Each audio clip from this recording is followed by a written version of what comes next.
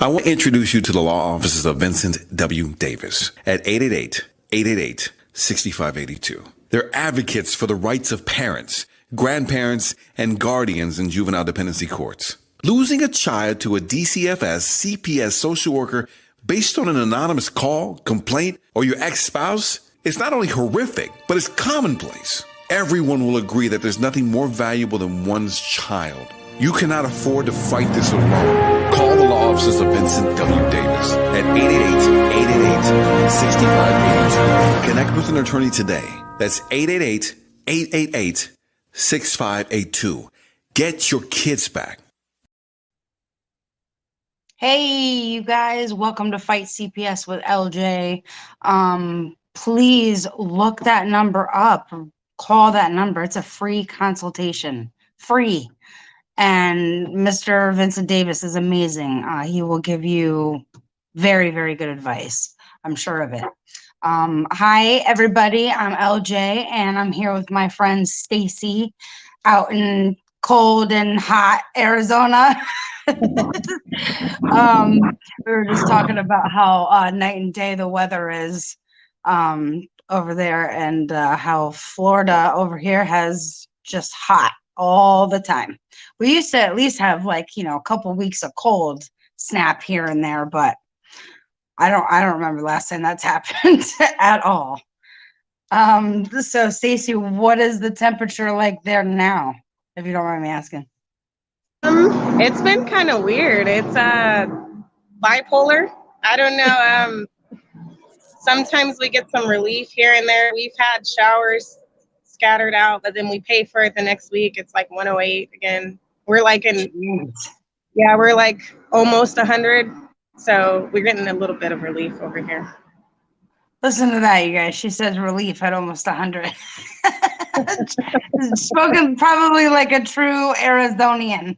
Yeah, you never get used to it, though. Yeah. So, Stacey, tell me a little bit about what got you involved with the nightmare that is CPS. Yeah, so I had a little bit of a history with DCS. It originated with me being in a domestic violence situation where I reached out for help. I went to the hospital. I was seen by the hospital staff. I didn't know that the protocol was to, because I came with my children, I didn't know that the protocol was to contact CPS anytime that you mention any domestic dispute, and I don't know if that's the case, but that's what they told me at the time. So they came and they took my kids, they gave my kids back to my abuser. And I lost contact with my kids for like 2 months. And at that point, I knew not to ever, if I needed help, not to ever reach out to CPS again. I had fast forward, a couple of years down the road, I had a couple of more things that were, I had some more things that were opened up, and they were closed. But this last one that I recently had here, where my son had went to school and said some things that were taken and ran with, and completely taken out of context. And so because I didn't have a safe place to go, and because unfortunately I don't have any family out here, I'm from Iowa, they decided to just take my kids. I have 4 kids, I have 4 boys, and I've been fighting for them for the past 9 months.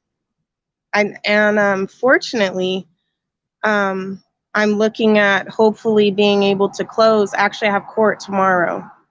So hopefully I'm able to dismiss. They're still talking like they want to keep it open to offer me services.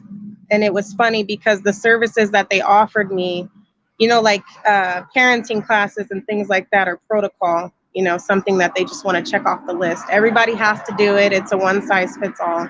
They don't care about the circumstances. It's just everyone has to do it. I did the assessment, and they came back and said, hey, you know, this mom has way too much on her plate.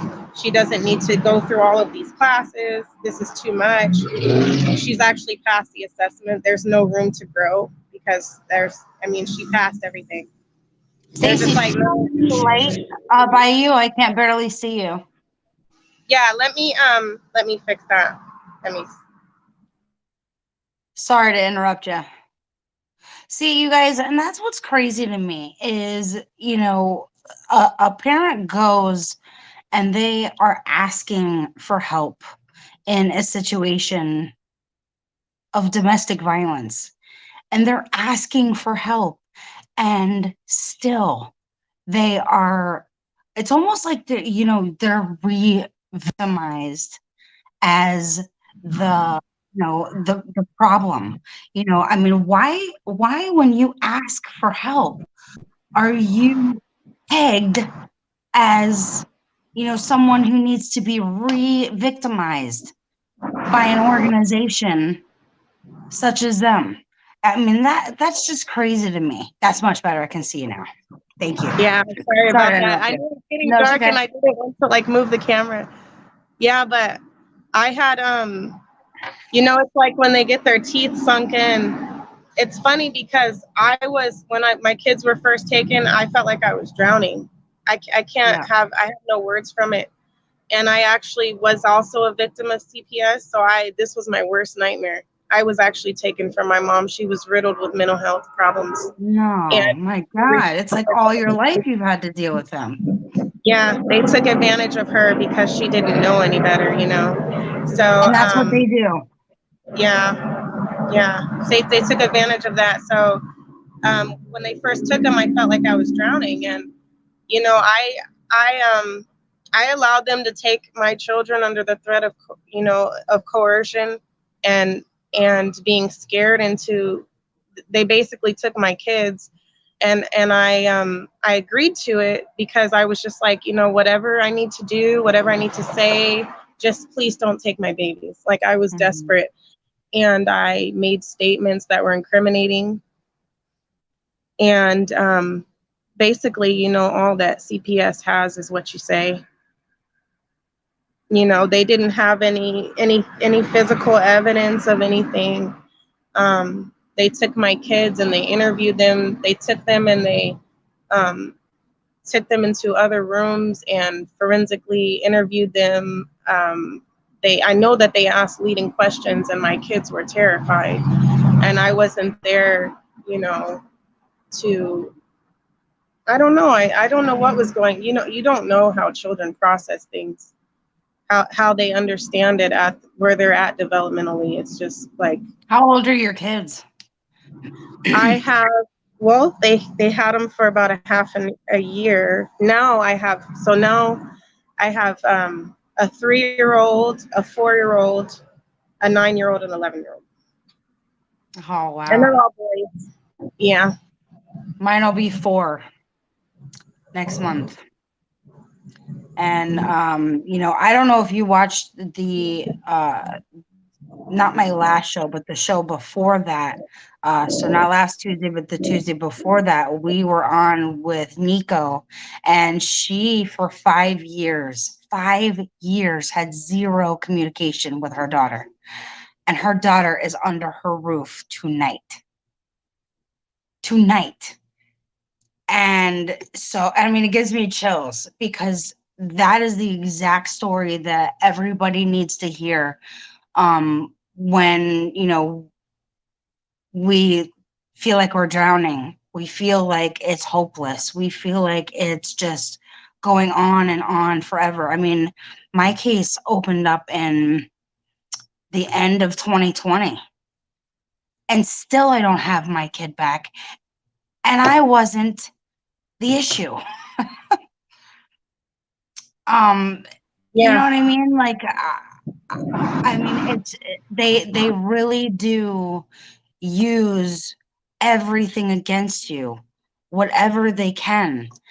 And but when I hear of stories, like Nico, I mean, 5 years with no communication, and then she just like she decided one day, she's like, you know what? I got my stuff together. I'm together. I have other children, and I want my daughter, and I want to know if she is, you know, if she's okay, what's going on, you know. She started pushing and pressing, and she didn't back down, didn't give up.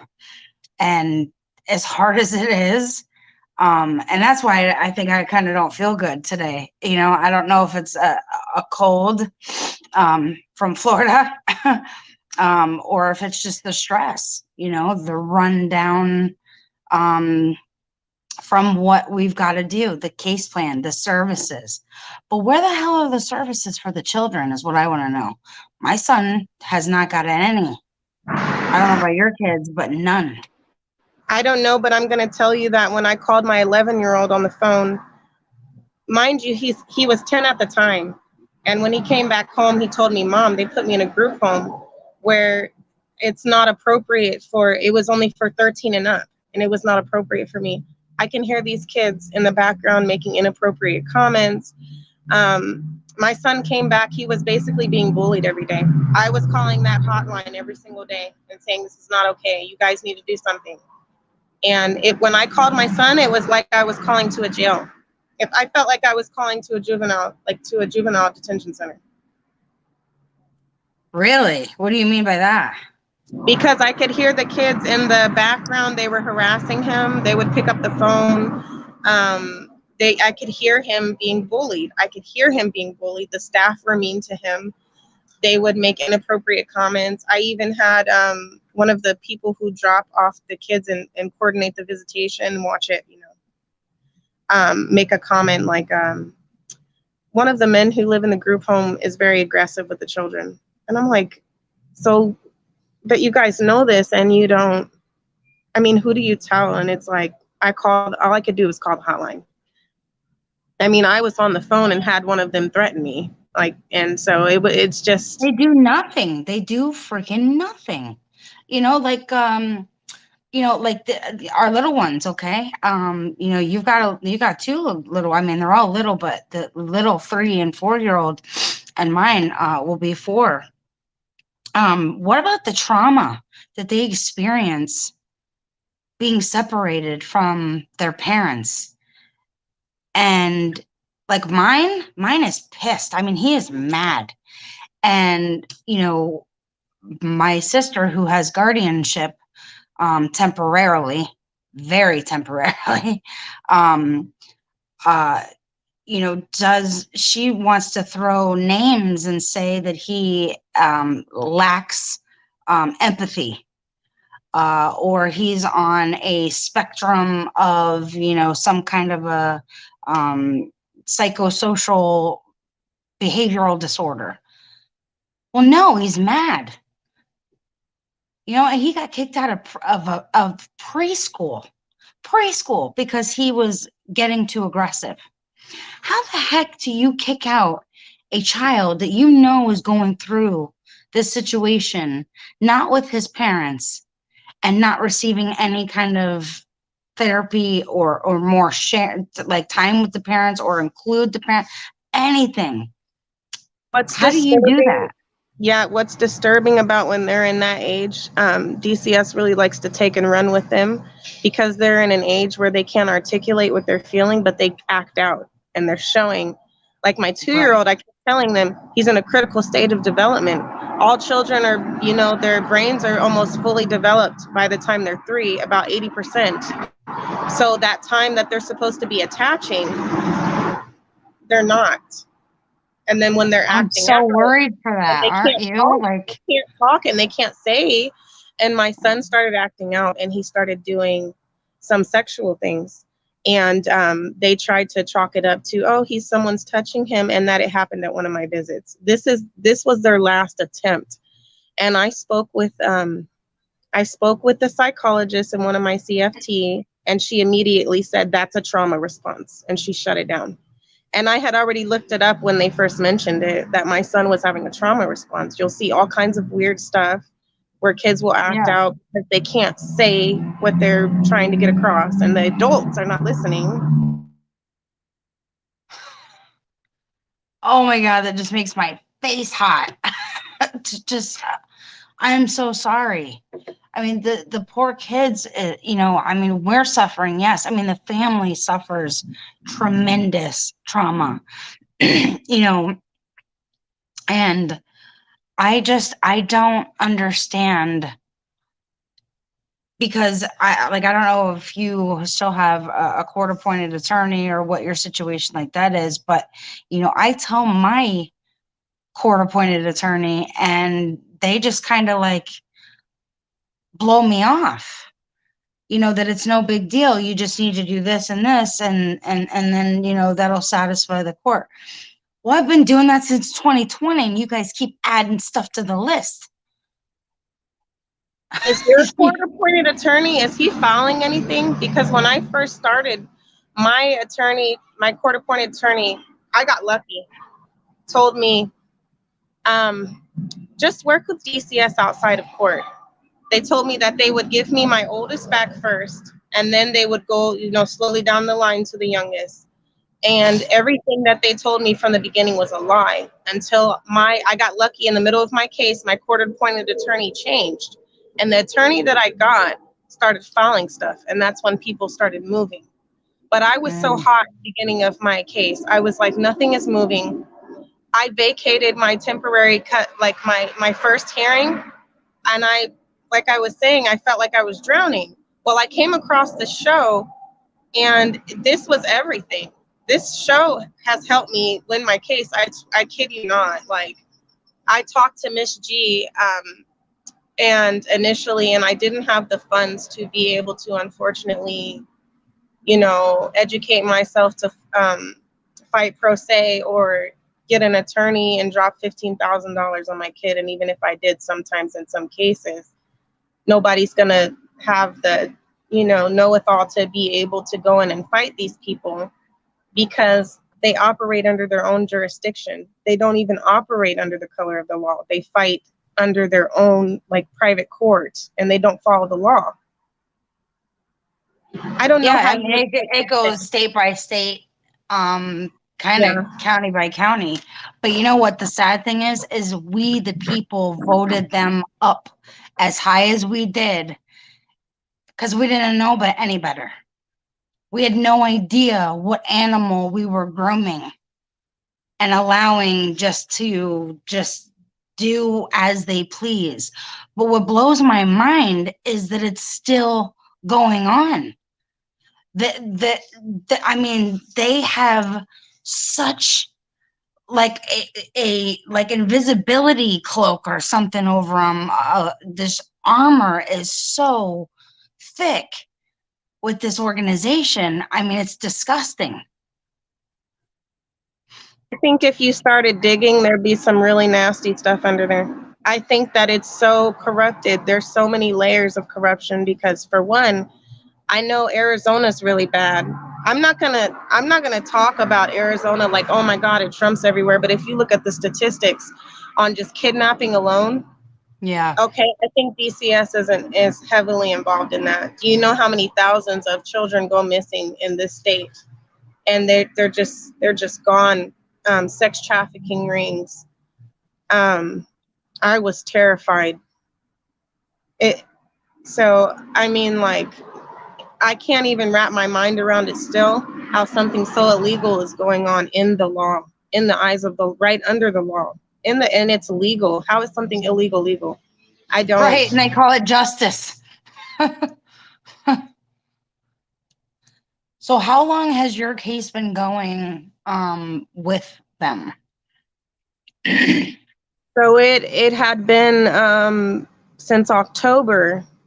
Actually, September 29th will be when they took them. So actually, we're coming up on a year here, but that's how long it's been that I didn't realize how long it had been. Yeah, we're coming up on a year. They tried to drag it for as long as they could. And my attorney's sure like, do. what else do you want her to do? Everything that they offered me, I already did it. And they just keep coming with more, and it drains you mentally. Yes, it makes me does. feel like I'm on probation. Right? I did everything that they asked of me. So they made me do based on my arrest history.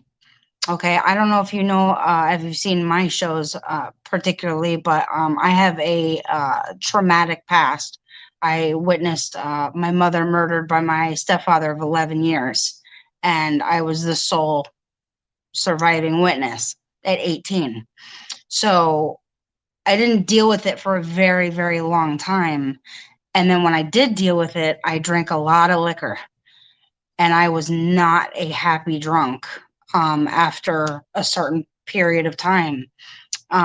So I kind of have a checkered arrest history, but I have no convictions of any kind of domestic battery. I have arrests, but no convictions. But based on my arrest history, prior to my son even being born, I had to take a 7-month batterer's intervention program, which I smile at that because it irritated me that I had to take it. But I smile at that because this class saved my life. And after the 7 months, I still go, and I think I'm 4 months voluntarily still going when I don't have to be, but because I know it helps me, you know, and but it irritated me that it had nothing to do with my son or the case that was going on. It didn't fit the puzzle. You know what I mean? They were just victimizing me for something that I just didn't know how to deal with. You know what I mean? So it's crazy. Like you said, I mean, all of the things that they make you do, the hoops that they make you jump through, and then you're supposed to just keep going to work, keep maintaining stable housing, keep living emotionless, as if your kids are still there in bed at night, then you're It's tucking them in. telling because it's the same story with a different face. I swear to you, because I mean, circumstances are different. Your story's different than mine. I had a traumatic childhood too, but it was a bit different, you know. But they made it extremely hard. The first month that they took my kids, I did not see my kids because it was work or see my kids. I only had availability open on the weekends. Oh, we don't have workers on the weekends. So I did not see my kids for a whole entire month. They're not knowing where I'm at. They're not, in their mind, they're not knowing if they'll ever see me again. You know what I mean? They don't know what's going on. See, that's the same thing I dealt with too. My sister, my case closed with permanent with guardianship, but it's reopening. And before it closed, she was only letting me do my unsupervised couple of hours a week. When it closed, I'm seeing them 5 days a week for several hours. But now that it's reopening, I haven't seen or heard from my son in a month. And it is killing me. And all my lawyer tells me is, well, just finish what you got to finish, and then we've got a leg to stand on. I'm like, but what about the kid? What about my kid who probably is like, what the hell? Where's my mom? Like, Because why? that's what they try to do. They want to alienate you from your kids, and they're trying to groom them so that they can try to attach them to whoever they're staying with and be like, who? You know what I mean? Right. But they couldn't do that, and they can't do that because that bond there is natural. That we're a See, species. for me, it's hard because I have a family member that is, uh, putting that wedge in, and it's really difficult. It's a really rough terrain to navigate, but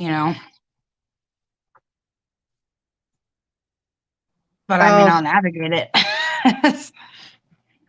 it is, but it's like, you know what's crazy? I finally got, so first they gave me back custody of my older children. DCS allowed my oldest child to be molested in their care. I brought it Oh up, my and then God. they tried to sweep it under the table and say that it never happened. My son told me it happened, and he reported it to his school. And they tried to say that it never happened. And then, yeah, my kids were just completely traumatized. And it was hard for me when they came back to be like, my kids are really here. They're here. Like, I had to psych myself like, my kids are here. Like, this is crazy. You know, I'm not the Wow. same anymore. I did, Right. I appreciate, I go through therapy and things like that. It's nice, talk therapy, but I did have to sit with myself, which was uncomfortable. You keep going and going and you're all about your kids and you don't sit with yourself. And then when you finally do, you're uncomfortable. But I did learn a lot. But I was traumatized too. You know what I mean? And my kids were. So And that's the, what I try to reiterate every show, is that, not every case starts out because we are the problem, but there's something along the lines that we could work on, that we could better, that we could put our focus into, that is going to have a better outcome when this nightmare ends and our kids are back in our care, and we're going to be better for them and for ourselves. So as hard as it is, you guys, just like Stacy said, we have something to work on, something to work towards. Focus on that, because you can improve on, a lot of things in life if you just put forth that effort and kind of just think about what you can do to improve for you and for your kids, and that will have an outward shine to it, and that's going to help your case in the long run. So you're not doing it for them, for this corrupt organization. You're not doing it because this is what they told you to do, because they'll keep adding services all day. They'll keep adding more and more, and they'll find another problem with something. They're never happy. But you keep working on you and improving yourself. See, my situation is hard because now they've ripped up me, my spouse, and my kid. So now none of us have each other. So then I went through a domestic violence situation because my spouse was never told by CPS things that they made me be the only one to tell him. So he reasonably thought that I'm a liar and was stepping on him to get myself ahead. And he lost his ever loving mind because now he's got no kid, no spouse, no home to go to, and nowhere to turn. And I'm the only one communicating what I'm telling him, and nobody else is backing it up. So he reasonably believes that's not true. So now none of us have each other, and the goal was reunification. Somebody explain that to me. Somebody. that's so far from the truth. They couldn't wait to split up me and my husband. My husband he has some, he has epilepsy. So of course he does have ramifications from having epilepsy. He has full-blown seizures, and I've been his caretaker for 11 years. And Wow. I don't know what's going on with him, but you're going to get a divorce. You're going to get a restraining order, and we don't care where this puts you at financially. Not only did they do that, they let me move to, I moved to a whole nother city by the river, by Laughlin, right across the way from from Nevada. It's on the border right there. It's Bullhead City. So that was the only place I could find a domestic violence shelter, because I said, fine, if you guys want me to be monitored with my children and you want me to do these classes and you want me to do all these things, and I can't get a safety monitor, what would be better than a than a shelter, right? They approved it supposedly. And then once I got out there, they said, you're not getting your kids. The only way you're going to get your kids is through the courts. I don't know who told you that, but that's not true. The only way you're going to get your kids through the court. I got so mad, I filed a document from the beginning with the courts, with facts and what was it? It was just my, supporting evidence. And what I did is I went through and highlighted all of the discrepancies on their work, the case report, and the judge just considered remote. So, I don't know. I mean, how a judge can just see evidence there and just completely they operate under their own jurisdiction. They can look at that evidence. She refused to look at that I evidence. feel like they don't like they just kind of are glazed over when they're looking at these reports, because there's no freaking way that the judges are looking at this evidence and not doing anything about it. I mean, a full circle. Nobody's looking at the black and white, what's there. Because if they were, a lot of us would not still be in this predicament. And and it's interesting that you said about the domestic violence shelter, because I went to one and then I got kicked out of one a month into it based on my arrest history. And I have no convictions of any kind. Oh, no, I take that back. I have a driving while license was suspended because lack of insurance, something like that, when COVID hit. We were struggling, so I have that. But other than that, I have nothing. And I told these people the same day I entered into this shelter, and they kicked me out on my butt and told me, good luck. We're not going to talk to you anymore. Didn't give me any guidance, nothing. So now when I do what, CPS wants me to do, they want me to go down the channel, and get assistance with going through domestic violence and separating from my spouse, not living with my spouse, nothing. We're completely X'd out from each other. Well, now what? Now what? Now, like I said, none of us have each other. And I did what you guys told me to do, split my relationship up of 5 years. And now you guys don't have nothing to say. Now, it's a struggle to, just even reopen my damn case, so I'm a lot tired of the go around at this, this merry-go-round thing that they're playing. And I've had enough. You know what I mean? You're right. Right here, she says the system isn't broken. It's designed this way. 100%. Yep. Yes, it is. But you know what? The original Social Security Act says that that you're not allowed to take someone's child unless they're unless they're complete and they're dead or they give up their child. It says that but they altered the Social Security Act and they perversed it. But the original Social Security Act says that you're not allowed to take someone's child. You're right. And sorry, I thought I was going to sneeze.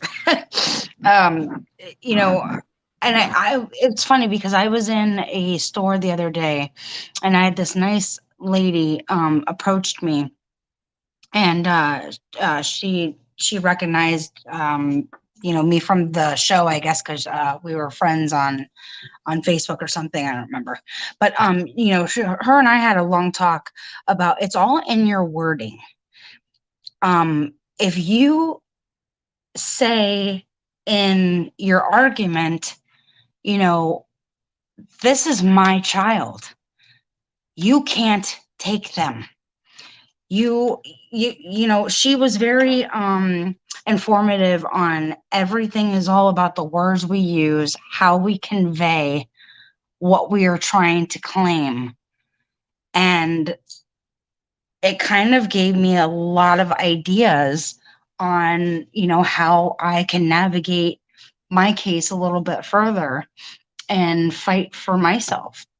But it's hard because there's so many laws and legal terms and, so many different systems to navigate. It's scary.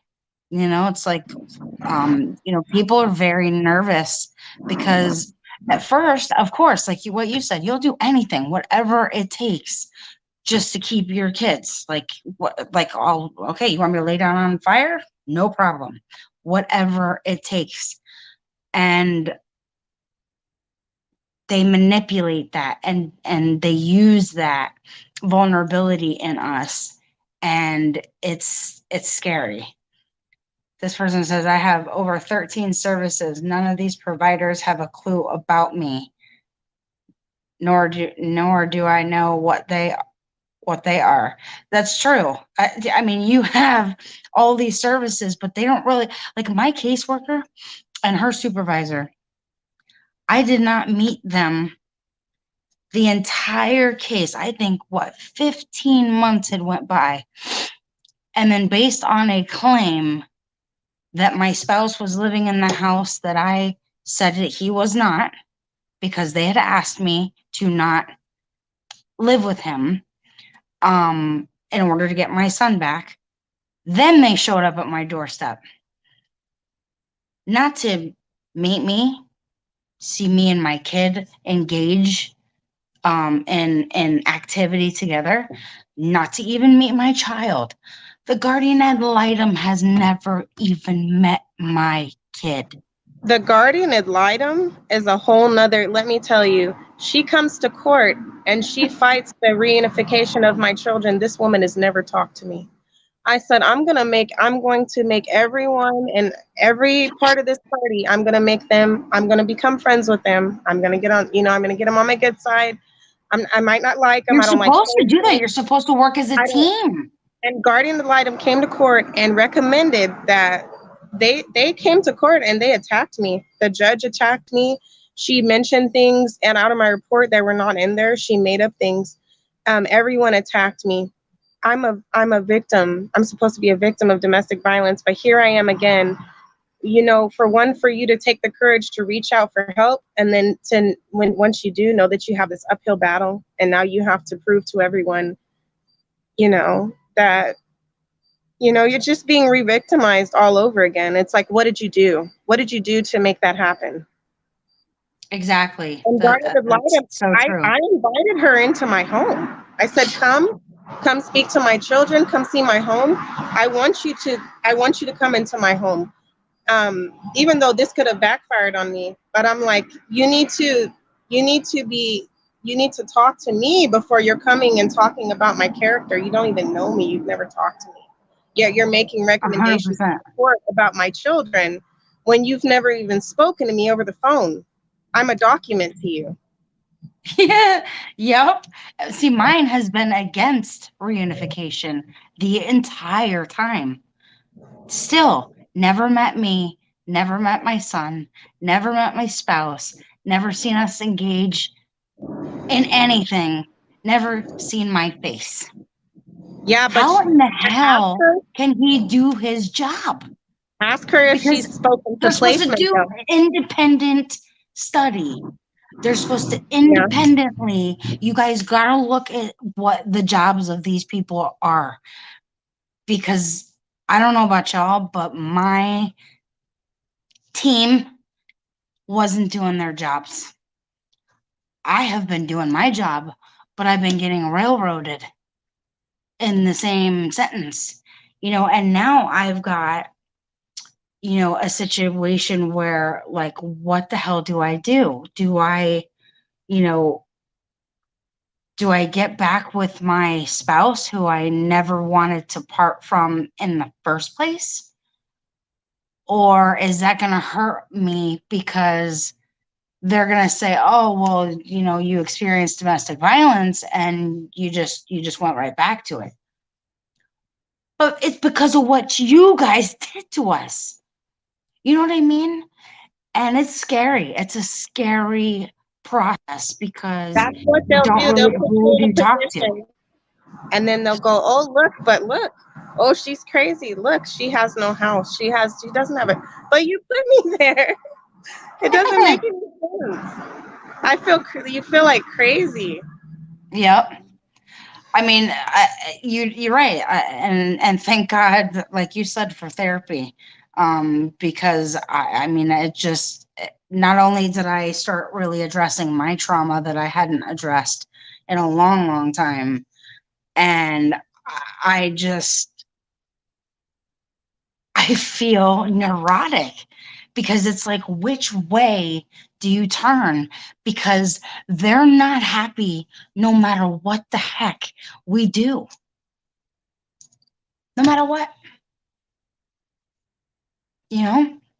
You know what's the saddest part? I don't know I don't know if even psychology comes in play for these people. I studied child psychology, and I told them there's nothing that you can, there's no classes, nothing that you can put me in. I studied child psychology. And what do you tell a child? I don't know if it's better to tell them, hey, your mom might get you back, or if it's okay to just leave them in leeway and lieu. Like, they actually told my son that he would never see me again, that he would only ever see me over video.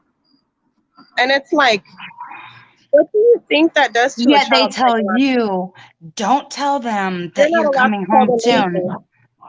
You're not allowed. You're scared. You're on eggshells. Like, what? Don't talk about the case. What in the hell? What does that mean? Right. Don't be emotional. Don't show emotions. That was what I wanted to say. When you do that to a child, it causes reactive attachment disorder, and it does Yep. because to be emotionally void. It causes you to be like a psychopath because you have Yeah. to shove your emotions down and you have to put them into your subconscious to be okay. That is something that your Exactly. brain It's automatically does. protective. Yeah. The farther time goes on, I am just getting more and more upset, more mad of marriage is till death do you part for a reason. Okay, Deidre, we heard that. But some of us we didn't know. We were scared for a minute. Okay. I get it though. I get it. But like I'm getting more and more mad because like I feel like I have all the tools up here to navigate and to fight if I just say, you know what, court appointed attorney, stand back, file some papers when I tell you to file them, do what I tell you to do, because I'm not happy with your work. And my son is being victimized, traumatized over and over and over. He does not understand where the hell did his mother and father go, and why the hell is he with his aunt that he really doesn't even like. And it's got to be scary, and I couldn't even begin to wonder what it would be like for a young child to go through this, because it is an absolute nightmare to go through it as a parent and to then think about what is going on with my kid and all these kids that are truly just not, I mean, none of them are really getting services all across the board. All the parents that I've talked to and heard their stories, none of the kids are getting assistance with what they are having go on emotionally. You know what I mean? And that is the part that really upsets me, because they claim that they are all about the best interests of the children. Well, when the F did you guys become better people to say what best interest is for my child. I When don't did know, that but I'll tell change? you, I've had about 5 caseworkers throughout this whole entire case. They keep switching them, and either they're out of training or they're leaving the department, they tell me. No, we're not, or we're out of training now, we're moving to another department, or they just quit altogether. They have an extremely high turnover rate, or it's a lie. I don't know. I don't know anymore because I don't believe anything that they say anymore. It's been a whole lie this whole entire time. Yeah. Jenny, she says, I'm so full of rage and angry outbursts because they have yet to even treat me like I'm a human being. And they won't. They won't. They literally don't freaking care. And like, I think, like, for me personally, you guys, like, I cannot, I can't tell you guys what to do. I'm not an attorney or anything like that. I can't give legal advice, but for me, I'm gonna start standing up and saying what it is I'm not happy with. And somebody is going to answer me until I like the answer. And I can promise you, I'm not going to like the answer lots and lots of times. So I encourage you, if you have questions, if you aren't feeling something, if you're confused, stand up and ask questions. Make your lawyer do their job. Make the guardian ad litem do their job. Make your caseworker do their job. Make everybody do their job.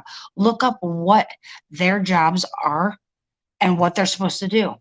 Look up if you're in a case plan, and you've got to complete all these tasks. It is clearly written out what the task is and when the outcome will be achieved. If you've done all those like I did and wish I would have brought this up so long ago, point that out, highlight that stuff, bring it to court and be like, look, I did 1 through freaking 72, whatever the hell number that they want to give you. That's a high number. I was just being a little dramatic there, you guys. I don't have any like 72 case plan things to do, but it feels like it, so it's outlined what you have to do in your case plan if you unfortunately have to get involved in a damn case plan, because it seems daunting at times, doesn't it, Stacy? Like how are we gonna complete all this and then not lose our minds? It's draining because it's like you do something and then you're like, okay, this is going to be over soon, and then they just like, nope, you got another thing to jump through. It's always something else. Exactly. Gary says, what gives anyone the right to take from another? Who do they think they are? God? No, sir. This is not 1930s Germany. They need to be held accountable for their atrocious atrocities. It needs to end. Yeah, but how? That's a big question mark. But how? And it starts by this, you guys, navigating, researching your rights in your state, knowing what your rights are, networking, talking to people. I don't know about you, but I generally don't like most people. So I don't want to talk to lots of people, but I have to. And I'm glad now that I have found this show because it has made a lot of, it has brought me a lot of comfort and solace. And I found some really good people, like yourself, Stacy, that, are going through this really crappy situation also. And we kind of have to band together. And, we have a voice. And I'm tired of not using mine. And there's so much research to do, so much legal and law and all this stuff that it's hard because I have all this information, stacks and stacks and stacks of paper and research. But like, how do you organize it? You know, where do you begin? Because I have so many issues with so many of all the steps along the way from A to Z. You know what I mean? It's hard to navigate. Deidre says you can do this case plan over and over until you're blue in the face. They still aren't going to give your kids back. They had your kids already adopted out to a family when they took your kids. Well, not entirely true. I mean, It's hard. They get you in a spot where you're emotionally vulnerable. I do feel that when they get you where they want you at, and you're in that feeling, and you start to self-doubt, and you're saying these things, that you can be your worst enemy sometimes. You can be getting in your own way, you know. that is a great point. I did that for a long time. I think that when I stopped, because I know Miss G had one show, you know, and she said, get on your poker face. And that was like a game changer for me, because I was like, these people are so sociopathic that you can't have any emotion. You can't do this. You need to put yourself in the mind and the perspective of where they're at. You need to think like a rat. Yep. Know your opponent and know them well. You cannot be driven by your emotions and make decisions out of your emotions and speak out of your emotions and make incriminating statements and keep burying yourself. And I said, I got to a point, I said, I'm not talking to these people anymore. I will talk to my attorney. Everything's going to my attorney. Yeah, because they twist everything, manipulate everything, deceive. They use it as an opportunity. Exactly. They are birds of prey. Not your friend. They don't care about like how you feel. They're void of emotion. And the ones that aren't, they don't make it, because they're not what they're looking for. You know, and I'm so tired of seeing on social media how everybody says, oh, well, you know, just stop beating on the social workers. They're overworked and underpaid. Bullshit. My 21-year-old caseworker rolled up in my house in a brand new Tesla. And she has like a very small caseload. That is not true. You know, just same thing. That's also not true is just because you have CPS involved does not mean you are a bad person, a unfit parent, a bad parent, or unable to be around your children. It happens to good people all over the world. In fact, most of the cases, in my opinion, that I have kind of personally surveyed come from good and decent people, not dangerous, you know, needle in the arm currently while they're holding the baby kind of people. You know, they're like good people that really got caught up in crappy circumstances, but tried to turn it all around and then just get abused by the system that's supposed to be helping. And then, you know, like, I don't know about you guys, but if you read in the paperwork, like in my paperwork, for my case plan, it said that, you know, that they were supposed to help toward the goal of reunification. Well, how the hell did they put all efforts in when they never even met my damn kid or me or my spouse? That is not putting every effort into the end goal. You know what I mean? Like, it's not going to take anybody else other than us to keep driving that home, that they need to be held accountable. I mean, one of my workers, because I've had a few, I don't know if you have, Stacy, but I've had a few throughout my case. And one of the social workers put something in the case report which goes to the judge, and it was not at all true. And she then was told that it was not true and given proof that it wasn't true, never redacted it. How the They will be hell given, is that they will be not? given proof, and they will be given it. I gave the judge physical evidence of things that contradicted what the case report said. They will not look at it. They do not care. They don't care. They do not care about finding the truth. Once they already made you who you were, they don't see anything else. They have blinders on. They have Yep. tunnel vision. So you got court tomorrow. So nervous, excited? I'm nervous. I was actually surprised that they gave me back my younger two. And then I was like apprehensive because I was like, now I'm going to be completely unsupervised with my kids. And they already tried to find room to make, oh, if we can't say things about her, we're going to say things about the older children doing things to the younger children. And so I'm like, oh my God, now I'm unsupervised. They're going to have a ball with me. And then so I never know with these people. I never know what stance I'm in. I just try to pray to God that the truth comes out and that I'm, I just try to be still and let God, be God. I don't know if I'm just a spiritual person. Everybody has their own.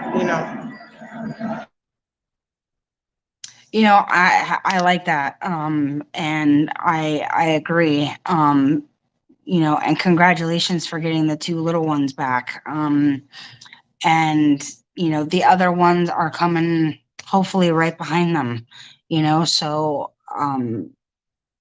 but just keep support for yourself, Stacey. Don't do what I did and just, well, what I do. I kind of keep, to myself, and I swallow all of it. I inhale all of this stuff, and then I don't afford myself an outlet enough. And, then, well before, a long time ago, I used to blow. And I used to get angry and mad and just start, just being mean, and luckily I have outlets now. There are only a few. I probably should have a lot more, but you guys don't navigate this by yourself. These people are animals and it is scary. And, reach out to me if you guys want to talk, if you want to, chit chat, if you want to, yell at somebody, come on. Let's have a conversation. Let's communicate. You don't have to navigate this by yourself because it is hard, is your attorney on board with, what's going on? Are you happy with your attorney that you have now?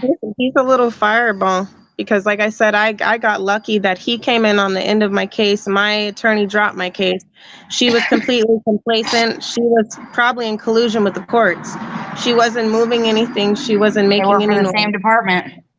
Yep, and she got dropped, and that's the only reason why my case is where it's at now. And now I'm looking at getting dismissed altogether, hopefully, because there's nothing else for them to ask from me. They want to keep offering me services, but there's no services to offer me, and legally, if there's no safety concerns, they're not supposed to be able to keep open the case. But well, and that's what you drive home, girl. You drive home, or you make your attorney do that, and have confidence. You walk in there with your head held high. You guys give me my two younger ones back. Bring on the other ones. That's all I gotta say about that. Throw down the gavel. I got all four of them. I got all four of them now, but they gave them to me scattered, and they were Right. Missing their siblings, that was hurting them in a whole nother way, and you have all four of them now. I have all four of them now. That's amazing. I have them, wow, but that is I'm looking at amazing. dismissal so that my kids are continuing to be traumatized, because when they came home, they thought they could let their guard down, but now they're continuing to be interrogated. And these people take my child to another room behind a closed door Like, dude, Unacceptable. that is just, do you know how, like, get out my house. See, if that was on the streets and that's the way you acted, no, come on, you guys. I'm like, I grew up in Florida. I am not from the streets, but I feel like I got some street in me for some weird reason. But The bag, we already know now. you just, I can't believe that I mean, they're not for the best interest of the kids. They're just not. And you as the parent you guys, you got to stand up for what you know is right in your heart, your soul, your mind, your body. You know, like, it's just not right. And I wish that I knew a long time ago that, you know, something simple, just use my voice. And if I don't like it for my kid, then I'm gonna say it's not happening. If I do want it for my kid, I'm gonna say it's gonna happen. You know, advocate for your kid. You're still their parents, no matter who is trying to get in your way. At least you got all your kids and you guys are together. You know, so where do you think from here you are going to be navigating? You know, if you know, hopefully you have a win tomorrow. That's what I'm hoping for you. I think you're gonna win. Because I don't see an end to this in sight. I'm just really hoping that they'll go ahead and dismiss this, and that me and my family can continue to heal. And then dip, move. That's what a lot of people say. You know what's crazy? I want to be able to move, but when DCS first started doing this to me, they put me in a position that was going to make me financially unstable. But now I am right in the position when they thought they had me to say, look, mom doesn't have somewhere to go. God blessed me, and I have a stable situation now. And so now I'm like, of course I would want to move, but it's not the best decision for me financially right now. So. I hear you. I mean, times are tough. You know, I am, we came from, because we were impacted by COVID, pretty heavy, and we lost our home. I mean, we lost everything, and we came from homelessness for like 14 months. We stayed in hotels, and then I find this big, beautiful home, and I've had it for about a year, and now I'm about to lose it all right when my case is about to reopen. And it's a nightmare because then I know their tactic. They're going to come at me. Well, you don't have stable housing. Well, guess what, assholes? Sorry, Grace, I don't mean to cuss. If you're going to be in my life and you're going to navigate my kid and me together, then you guys got to help with that. You know, because what's crazy is they don't seem to mind anything to do with the worldwide epidemic that happened, that slowed everybody down and stopped a lot of stuff for a lot of people. That in itself is mind-blowing, because they kept taking advantage and not helping people and families when there was a worldwide epidemic going on, and we're still not entirely out of, you know what I mean? So it's just, the list goes on and on and on, and I could talk forever. But Stacy, what kind of advice would you want to give to people out there going through the situation we got going on? I want to say, first of all, take care of your mental health, because if you don't take care of your mental health, you're not going to be there. Your kids need you right now. They need you to be all the way there. You're your best parent when you take care of your mental health. Try to stay on your toes, educate yourself, find your case records, go through your case records. Make sure that your attorney does their job. And then, you know, sometimes it's hard because the judge oftentimes won't even let you speak on your behalf. But if you find that your attorney is not filing things, you know, just keep fighting, keep looking at ways around the corner that they back you in. That's it. Even if it turns out to where you lose custody of your children, make sure that you keep fighting because something's going to eventually give. I don't know where it's going to break, but 100%. I love that. eventually. I love that because remember that girl I was telling you about, Nico, her rights were terminated. Her parental rights were terminated. I forgot to mention that again. 5 years, no parental rights, no communication. And the girl is back home with mama. I mean, if that doesn't give you chills, I don't know what does, because it is possible. And all of those are awesome and amazing points and tips. And hey, best of luck tomorrow.